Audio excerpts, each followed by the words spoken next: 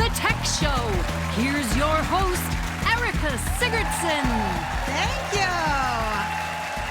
Wow. Oh, stop it. Just a little bit more. Hi, guys. Hello. Hi. Welcome to the Winnipeg Comedy Festival. Yes. I am your host, Erica Sigurdsson, and tonight's show is all about technology. Yeah, huh? Ooh, exciting.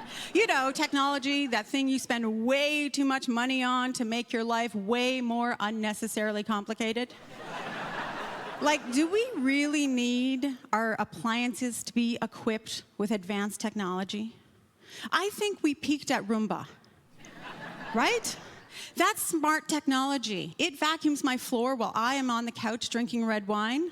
This is also why I have the Roomba wet dry. Right? In case I nod off and then she can do another lap. Like, too many of our daily household items are trying to adopt technology. Do I really need a tete-a-tete with my toothbrush? Is that necessary? I'm closer to my Fitbit and my kitchen than I am with my own family. Smart fridges are ridiculous. Oh, sorry, Mom, I can't talk right now. I just got a text from my fridge and my cauliflower is going through a really rough time. Like, what is happening? The more our appliances get advanced, the worse the appliance is, right? How long do appliances last now?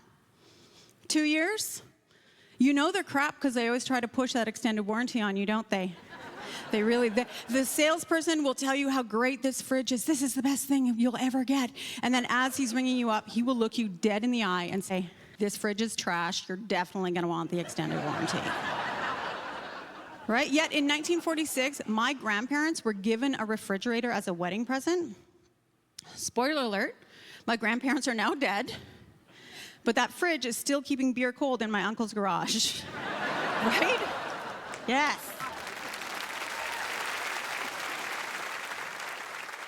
And when it comes to technology advancements, it's got to make things better to be worth it. Like, when I travel, I have a portable Wi-Fi router that I hook up in my room, and I basically get all the hotel's Wi-Fi to give me the best Wi-Fi. So then my neighbors have barely any Wi-Fi, so then they have to either talk or have sex, which then I ironically close my laptop and just listen to them. And besides technology that makes my life easier, I'm also a big fan of my wearable medical technology, which makes life a little bit easier and possible as a type 1 diabetic. That's right, type 1, the original gangster of diabetes. Huh? I got it when I was a kid, when my immune system turned on me, attacked my insulin-producing cells in my pancreas, tried to kill me. Do we have any other type 1s in the house? Any type 2s in the house? Gestational? Are you there? Oh, look at some of you are confused. That's right, you showed up for a comedy show, but I'm gonna make you learn something. Because I can see you're looking, what is on her arm? On my left arm, I have an insulin pump, and on my right arm, I have a Dexcom continuous glucose monitor. So one is telling me how much sugar's in my blood, the other one is gonna give me insulin. Now, you might be thinking, wow, what a hero. And you'd be right, I'm basically an inspiration to all I meet, but let's get back to the technology. Diabetes tech has come a way, way long way since diabetes was first discovered. In fact, up till the 11th century, diabetes was diagnosed by water tasters who would taste urine, and if it was sweet, you had diabetes. Yeah, that was a job. Today, it's a fetish. Right? Could you imagine putting that on your LinkedIn? Like, how did they even get that job in the first place? I mean, it was probably word of mouth. I'm pretty sure. Thank you. Yeah, I know you like that one. Okay, so I digress. So can we talk about how terrible having type 1 diabetes was as a little kid at Halloween? I know. Before this, candy was off the table, but my parents would still send me out trick-or-treating. They would send me out, and then when I came home, they would take all my candy away, and then they would give me the peanuts and raisins. Oh, fun. I was the most regular kid in school for the first week of November. And like Halloween was bad, but Easter was worse, because that's when chocolate showed up at your house, right? So what my parents would do is they would hide chocolate eggs in my sister, non-diabetic sister's room, chocolate eggs, and then they'd hide peanuts and raisins in my room. So then I'd wake up in the morning and my sister would be in her room and she'd be, oh, the Easter Bunny left chocolates in my room. And then I'd look around and be like, oh, the Easter Bunny shit in my room. Now, what do you say? Are you guys ready to keep this show moving?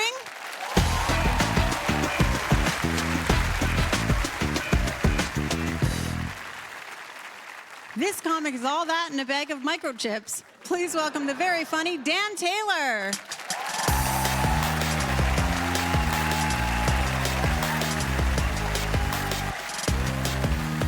Thank you, thank you, thank you. I'm excited to be here. I was hacked recently. It was very terrifying. I got an email from an app that I use, and they said, sorry, sir, it appears that all of the information that you put into our app has been compromised, potentially by Russian crime interests. And I was very concerned until I remembered that this app was MyFitnessPal. For those of you that don't know, MyFitnessPal is an app that you record everything you eat and all of your exercise. It's supposed to help you be healthier. And I just imagined a Russian crime lord sitting with my information going like, well, it appears that Mr. Taylor exercises sporadically and has an unhealthy relationship with fried chicken. Which is true, and that's one way that you could get that information, is to like hack into a computer server and steal it. The other way to get that information would be looking at me, like all of you are doing right now. But it's weird, because these technological advances just open up a whole new world of things to be nervous about. This happened to me recently. The world became complex to navigate. I was trying to pay for something at a convenience store using the tap function on my debit card. But there was no tap function for my debit card. So I'm just standing there with my debit card going,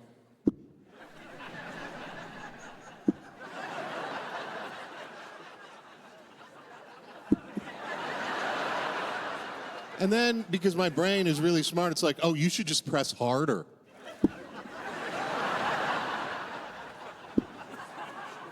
Meanwhile, the poor woman behind the counter is like, sir, we don't. You'll figure it out. But it makes it a complex world in which to live. Everything is designed around us now to make us feel like we're the center of the universe. Right? Like I can order food and get exactly what I want in minutes. I can have advertisements that are geared to exactly what I want. So I'm constantly walking through the world thinking that everything is happening to me and at me. It's a terrible way to operate in the world. And the internet has started to choose who we date for us, which makes me nervous. Because like, I'm old enough to remember when internet dating was weird, right? I'm older enough to remember that if my sister had have come up to me in 1998 and went, I'm gonna go on a date with a guy I met in a GeoCities chat room, I would have said, oh, that's dangerous. Please take this pager so we can find you later. And eHarmony, I think they're lying to us too, because eHarmony says that they're gonna hook you up with your partner on 42 levels of compatibility. 42 levels of compatibility. I've been married for 1,000 years. There are days we're lucky if we've got 2. One of which is that we've been married for the last 1,000 years. The other is that we've agreed that we're not getting out of this marriage alive. But technology can improve some things. Like I said, I've been married 1,000 years. And when my wife and I first got married, we would sometimes engage in marital intimacy. And if we wanted to listen to music while we were engaging in marital intimacy, we had to put on a CD. One CD to take you through all of the peaks and valleys that goes along with the marital intimacy experience. That is a lot of pressure to put on Big Shiny Tunes 7.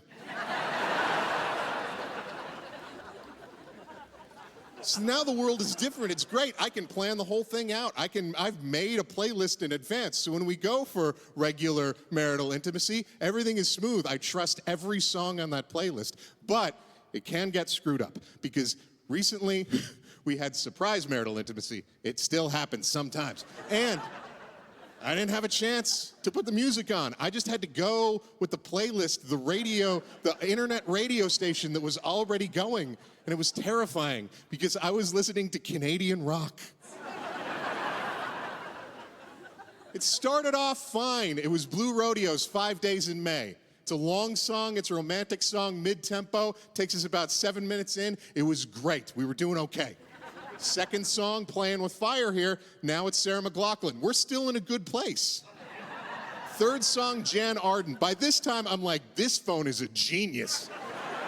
This phone knows everything about us. It's been tracking us on our Fitbit. It knows everything about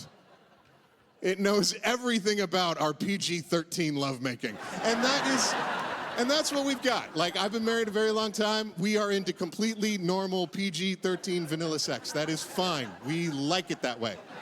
Our sex life is so tame that you could broadcast it on CBC television at 9:30 p.m.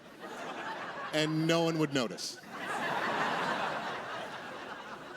It would just be like, did we get the Quebec feed early?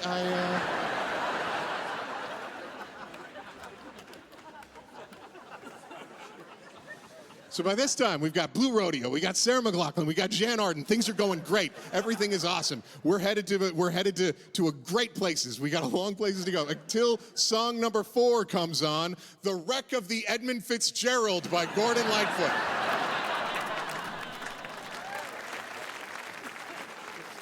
Now, I, like many of you in this room, am a big fan of the song about the great lake they call Gitche Gumee. And there are times and places when I want to be reminded of this tragic death of 29 sailors, but not right now.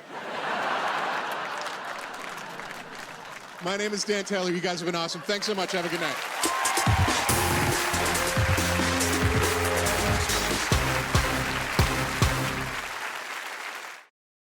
The following program contains mature subject matter and coarse language. Viewer discretion is advised.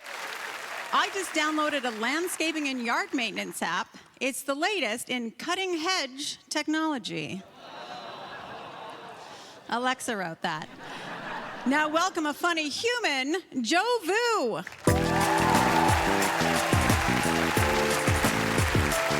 Thank you. Thanks a lot. My name is Joe, and I'm a fan of technology, but even I find it hard to keep up with. I think the cell phone is a weird thing. Like, it's the only invention in the world where its intended purpose to call someone is never used, right? Like, no one calls each other anymore. It'd be like if you didn't use your microwave to microwave. You just kept it by your bedside like a giant clock. You know? If I travel back to the 90s, pointed to someone's cell phone, was like, in the future, you know that brick in your hands? Oh, that's going to be the most popular global consumer product in the world. They'd be like, wow, is that because in the future, verbal communication is the most important thing to an advanced civilization? No, we're very dumb. Yeah, no one knows how to talk anymore. What we do is we send each other these short, choppy sentences, butchering grammar and spelling, and no one understands what we're saying, so we have to send in these funny cartoon faces to help explain what we really mean. Yeah, and sometimes also pictures of vegetables that are actually sexual innuendos. I think we're very spoiled with technology. You know, we're at the point now where if I pulled out a 5-year-old phone, people would make fun of me. Yeah, I think we make fun of old technology even though none of us understand how it works, right? Like, we would make fun of someone using a rotary phone, even though I'm certain a rotary phone was invented by some sort of genius. And for the young people in the audience who don't know what a rotary phone is, It's a phone back in the day where you would need to rotate parts of it as if you were casting a spell. Right? And then a voice from beyond would answer, and that voice would never be the person that you were trying to talk to because families would share a phone. And I remember being a young guy trying to muster up enough courage to call my crush and always getting the father. I'd be like, hello, Mr. Johnson, can I speak to Lisa, please? And he would be like, no, Lisa's doing her homework right now. Never call back again. You will never have sex with her, Jovu. Cool. I'll try again next week. Thank you. Yeah, I'm not always that successful with women, but I have been successful one time with a woman. Yeah. So back in high school, I used to volunteer at a hospital, and while I was there, I met another volunteer named Gloria. And I had a huge crush on her. She was very pretty and very, very ambitious. Like at the age of 4, she already knew she wanted to be a doctor. That's all she focused her energy towards. And she was also the type of girl that stressed over everything. So even the thought about trying to become a doctor stressed her out and gave her gray hairs. And I would tell her all the time that I thought she was smart enough and most importantly, kind enough to be a doctor. And she would tell me the same thing and I'd be like, shh, keep your voice down. Don't give my father any hope. So 15 years later, I'm cleaning out boxes, and I find an old picture of us tucked away inside a box. It's a picture she gave me the last time I saw her. And in the picture, we're in our hospital uniforms, we're smiling, we're happy, arms over the shoulder. I'm looking at the picture, and I flip it over, and I notice for the first time that she had written me a note. Dear Joe, I've never told you how much your encouragement means to me, and I know it'll be difficult for us to keep in touch with each of us going to different universities next year, but I really hope we do, because I think we have something very special, and I would never want to lose that. Love, Gloria. Now, this was like the land before time, you know? Before email was a thing, like way before texting. If you wanted to keep in touch with someone, you had to handwrite letters, and no one handwrote letters, so we lost touch. And there I was, 15 years later, wondering what happened to Gloria. You know, did she ever become that doctor I knew she was destined to become? And then I started to think, wait a second. We have something called technology, something called Google, and it's magical, it's mystical, and it's creepy, right? So obviously, I Googled her name, nothing. Facebook, nothing. Instagram, nothing. LinkedIn, nothing. I got desperate. MySpace, nothing, right? And then I remembered that my father is listed in the Ontario Physicians Directory. So I put in her name, and a single search result came up. Someone with her name graduating in the year that would make sense for us. And I was like, oh my God, Gloria, you did it. You became a doctor. Amazing. My online stalking skills have finally paid off. Beside her name was an email address, and I was thinking, how creepy would it be if I emailed her to congratulate her? And then I remembered she knew me back in high school, and I was like way creepier back then. So I emailed her. 2 weeks go by, nothing. Another 2 weeks, nothing. And I'm thinking, okay, I guess that's the end of this story then. That's where this ends. But then, one day, I just happened to be in the neighborhood of her hospital. Thought maybe I'd take a look inside, pop in, bump into her. Oh my God, Gloria, you work here? That's so random. So random. Yeah. So I'm walking towards her department, and I start to think in my head, what would I say if I bumped in her? Oh yeah, hey, remember me from over 15 years ago? Found an old picture of us, decided to track you down because you said, let's keep in touch. You said it, not me. I'm just listening to what you said. You're the weird one. I'm not weird. You're weird. Yeah, a little bit weird. So I turned around, and I walked out that door. But what I did instead was I've written a joke about it. I'm going on national TV and sharing it to the world. And if she contacts me, that makes her the weird one, not me. Yeah.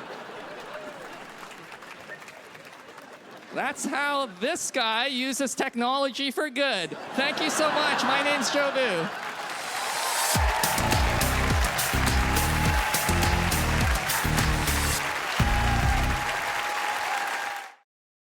The following program contains mature subject matter and coarse language. Viewer discretion is advised.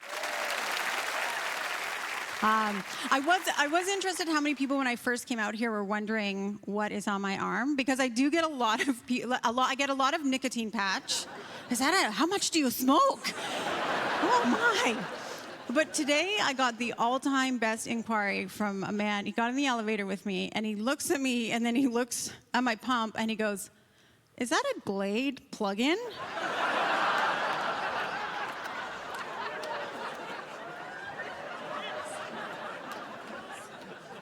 What is happening medically with my body that I am wearing a Glade plug-in 24/7?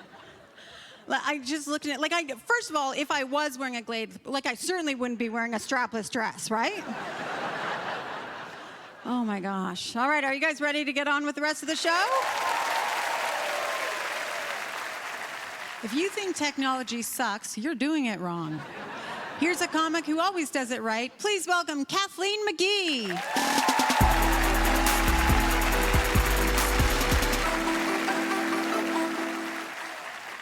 Well, it's official. I caught anxiety. I did it! I know, isn't that exciting? Right?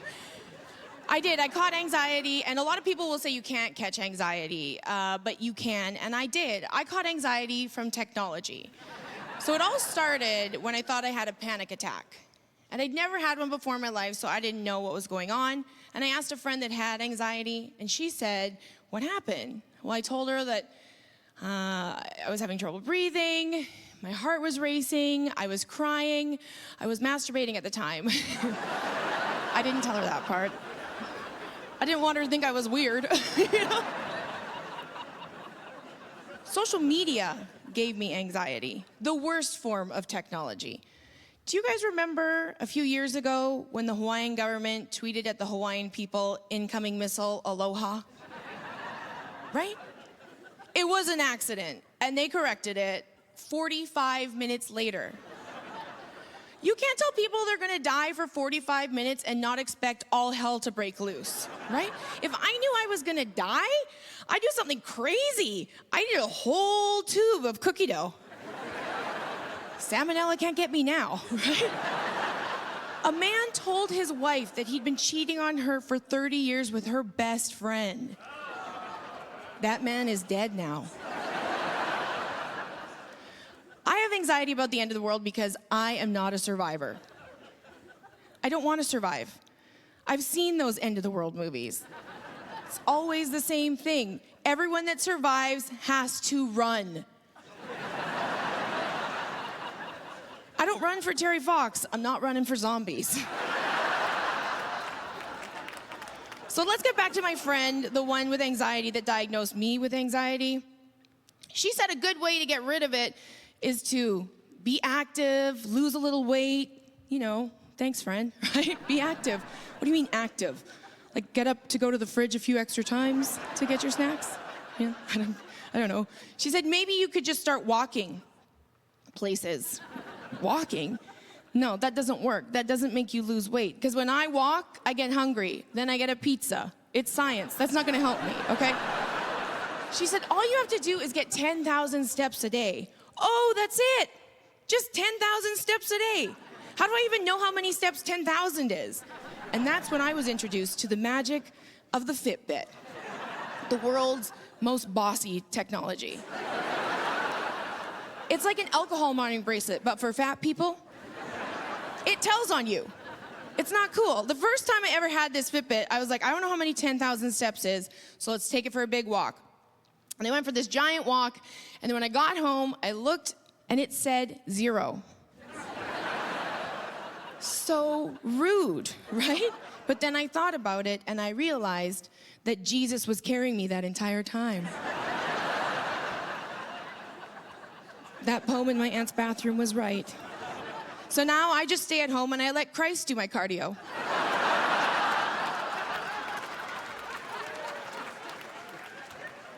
I only wanted to lose weight, though, for superficial reasons. Like, I don't care about my health. I love recreational drugs too much, right? I just wanted to be able to shop at any clothing store. If you've never been over a size 10, you have no idea. If I poop my pants, I have to find an Old Navy, okay? They're never around when you need them. And just once in my life, I wanted to be able to walk into one of those cool lady boutique stores and not have a little blonde girl bounce up to me and be all, "Hi, are you here to buy a gift for someone?"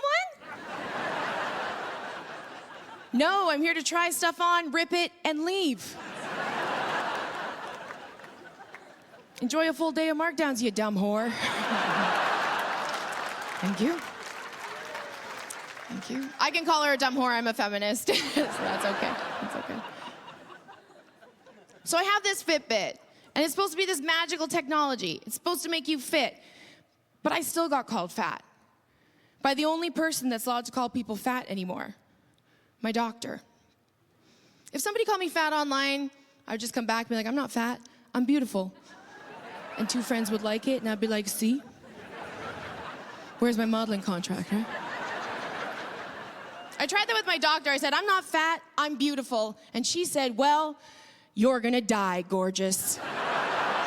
Thank you, Winnipeg. I'm Kathleen McGee. Have a great night.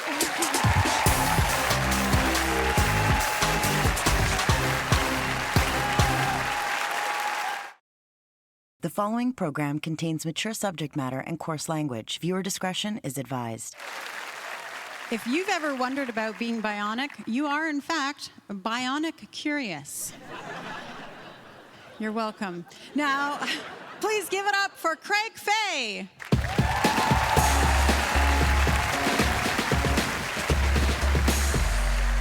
Yes, hi everybody. My name's Craig Fay. Very excited to be here tonight. This is so much more exciting than my old job where I worked in an office. Do we have any office workers out here tonight? Yeah, that's actually about the reaction I expected from the office crowd. But I will say this on behalf of all office workers everywhere, because I think it's about time that it got said, which is this. If you have ever made anybody print out an email, sign it, scan it, and send it back, you are a garbage human being. But they'd always justify it, right? They always say, like, "Wow, well, we need your signature, because that's how we know that you're the one that authorized it." No, it's not. You know what you need to know that I authorized it? You know what you need? Just an email from me going, "Yep."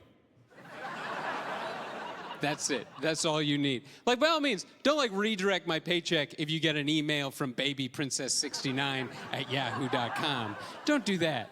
But if you get an email from me that's Craig Fay at the same damn company we both work at.com, I'm pretty sure you can release $47.80 in gas money. But no, that's not enough. That's not secure enough for them. Not the entire encryption of the internet and a 10-digit password you make me change every 4 months. No, that's not enough for you. No, you need a little squiggle on a piece of paper that hasn't changed since I was 12, because apparently the finance department is staffed entirely by forensic handwriting analysts. Sitting there with a magnifying glass comparing my signature to all the other examples of cursive writing they have on file for me, which can only be a grade 4 notebook titled "Learn How to Cursive Write" by Carrick Foy. They're sitting there being like, "Oh, I see the way he loops the C and dots the I matches the way that he misspelt his own name." Release the funds. Here's the thing. We don't need signatures anymore. Here's how little signatures matter. For the last 2 months at my old job, I signed all my expense reports Tim Hortons. Yeah. And not even in my own handwriting either. Exactly how you see it on the cup. Like up and to the right. It looked like I had traced it off of a large double-double. Nobody noticed. One person noticed. And they came to me, they're like, "Craig, did you do this? I think we might have to talk about your attitude problem." I was like, "Well, it was sent from my business email, but as we've previously established, that could have been anybody. And I think if you'll check the signature, you'll find that the employee with the real attitude is a Mr. Timothy Bitts."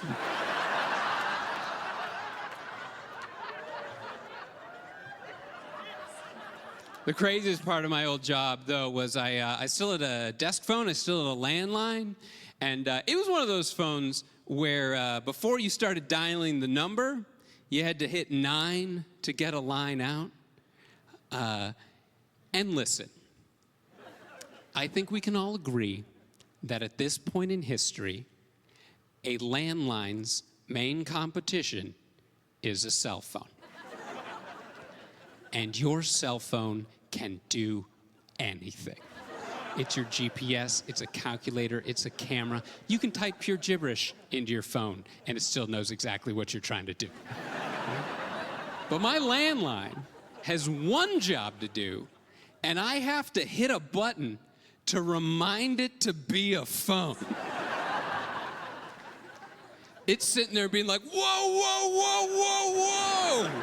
Slow down! What are we dialing all of a sudden? Numbers? Give me an example. Every time I dialed that phone, it reminded me of having to ask to go to the bathroom in elementary school. You remember that? Where you're like, excuse me, can I make a phone call? I don't know. Can you? May I make a phone call? What's the magic word?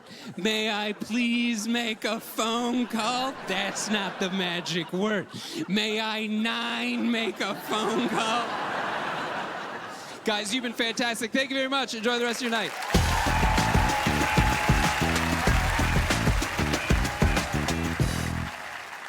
Did you know when lasers were first invented in 1960, scientists had no idea what to use them for? I guess none of them owned cats. For a comic who's laser focused on laughs, please welcome Andrea Jin.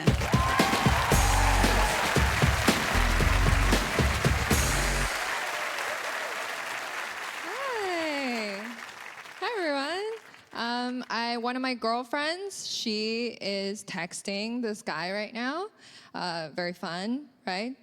But he's not very into her. He's not very responsive. He's replying to her like every 12 days or so, right?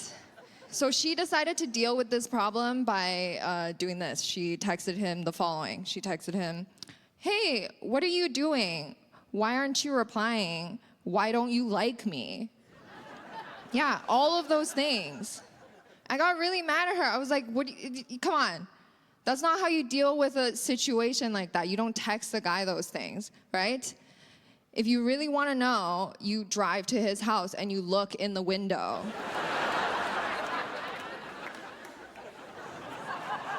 Everyone has a social media account now. Yeah, everyone has one. There's no regulation. You know, anyone can just do it. Before, like back in the day, you had no idea how anyone is doing unless they were right here in front of you. Like when I was a kid, I would just have thoughts like, oh, I wonder how my uncle's doing. I haven't seen him in a while. Maybe he's dead. Oh my God. That would be awful. You know, those thoughts, right? But now with social media, it's like, oh, I wish my uncle was dead. Stop posting memes about how much you hate your wife and you love guitars and motorcycles. Yeah. But I am happy about the advancements in medicine.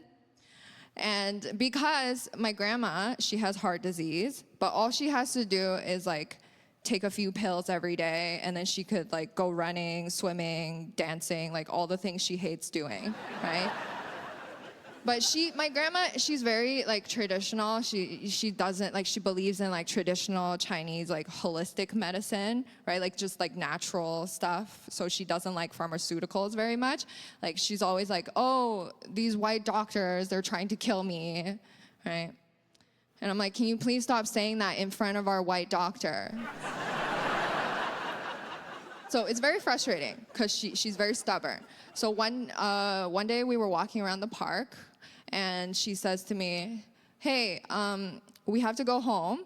And I was like, why? And she was like, oh, I can't feel my left arm. We have to go. And I was like, okay, we have to go to, like, let's go to the hospital. Let's go, hurry. And she's like, no, that's what they want you to do. I'm like, who's they? Is it me? Because yes, I want you to go. And she's like, no, just get me home. I just need to eat a green onion while facing north. It's fine.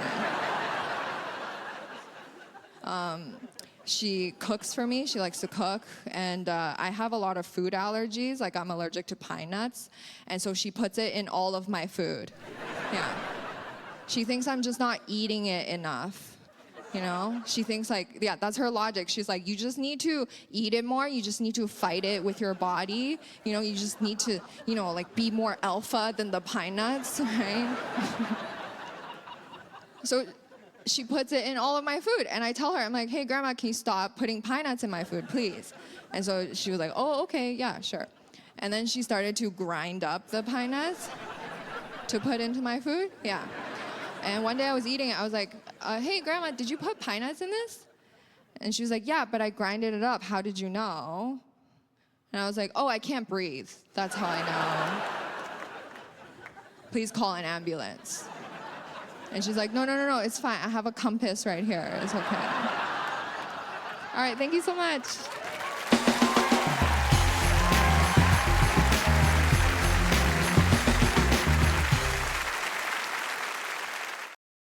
The following program contains mature subject matter and coarse language. Viewer discretion is advised. What is it with technology that drones exist and can deliver a package right to your door, but the order still gets screwed up? Sex toys. Order them in person, people, not online. Now for a comic who always delivers, please welcome David Pride.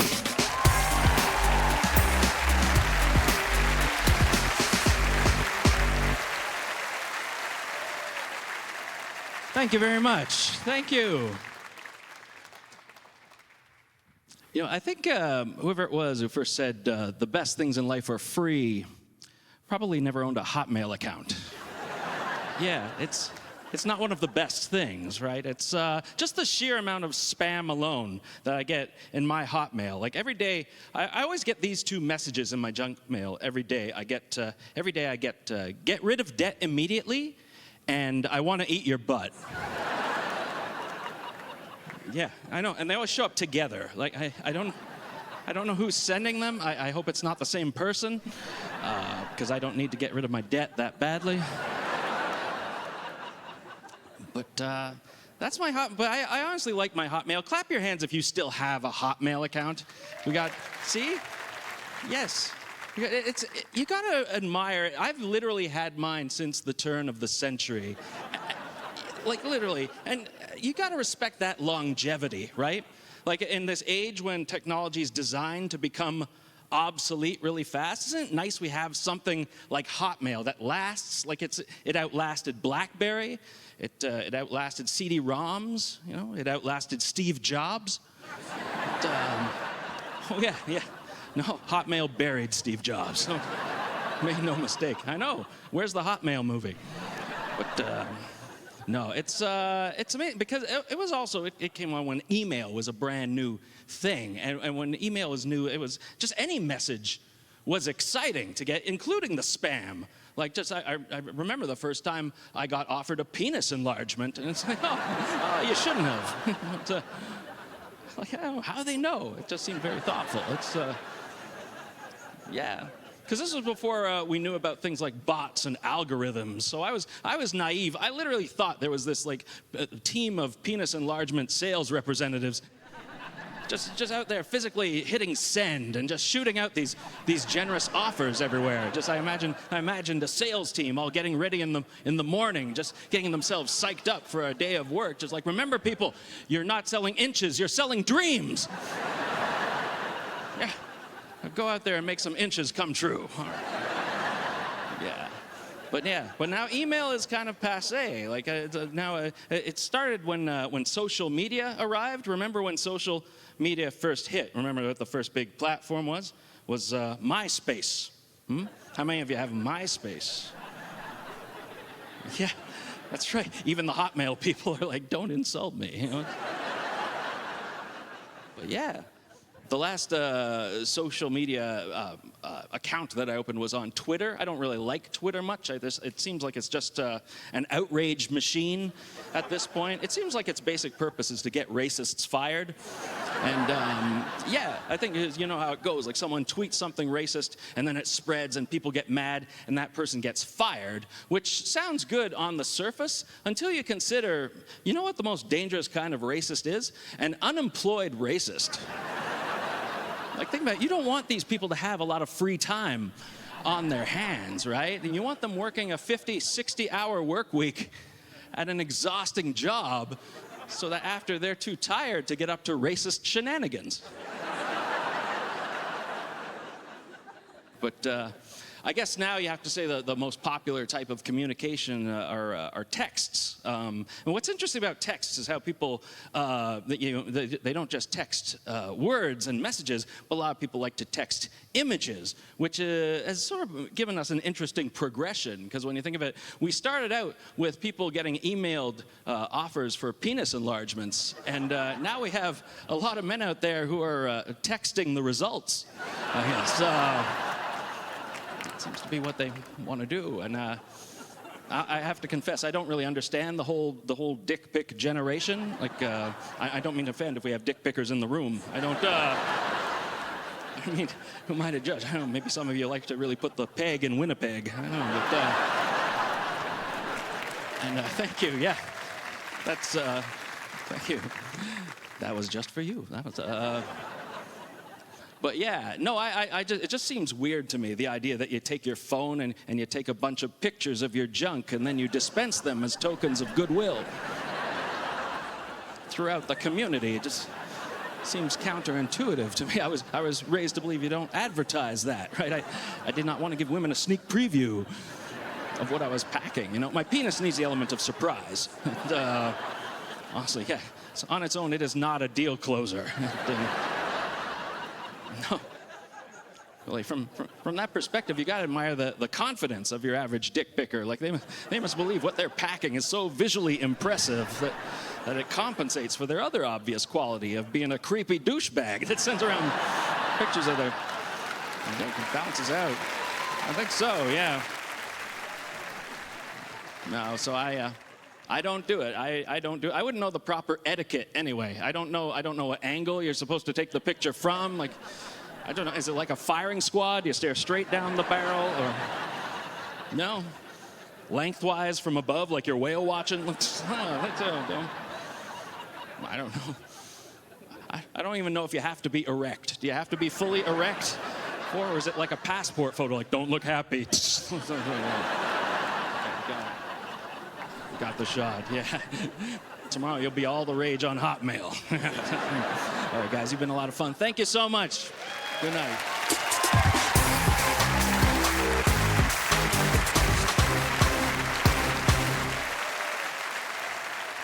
That's it for our tech show. I hope tonight's been an enjoyable distraction from the inevitable robot takeover. Good night.